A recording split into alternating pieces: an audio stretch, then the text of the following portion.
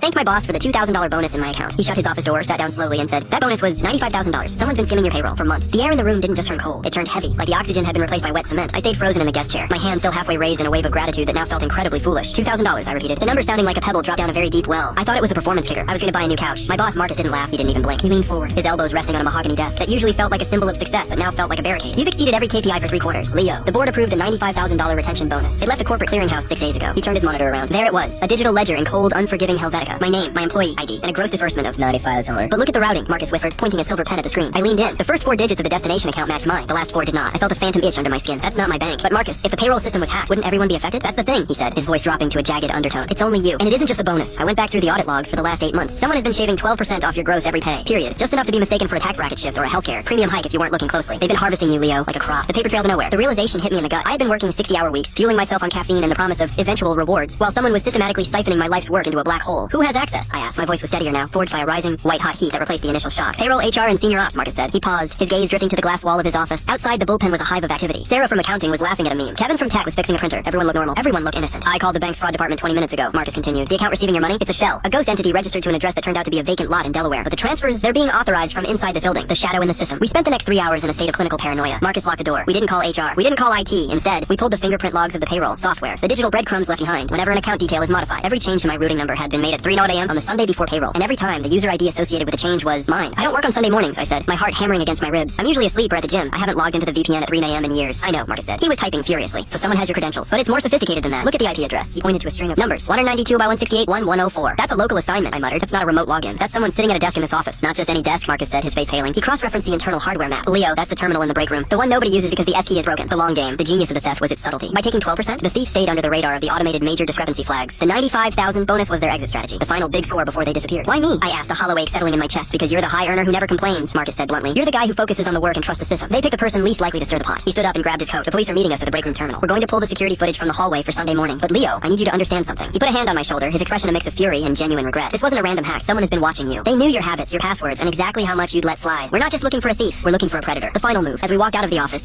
felt different. The fluorescent lights were too bright. The smiles of my colleagues felt like masks. I realized that for the last 8 months, I hadn't just been working for my future. I had been unwittingly funding someone else's. "Marcus," I said as we reached the elevators. "Yeah? When we find them, I don't want a settlement. I want the police." He nodded, the steel returning to his eyes. "You'll get more than that. You'll get your 95,000, and I'll personally ensure the 12% comes out of their soul." The elevator doors opened with a soft chime, revealing the empty hallway leading to the break room. Somewhere in this building, a shadow was waiting for the clock to run out, but the hunt had officially begun.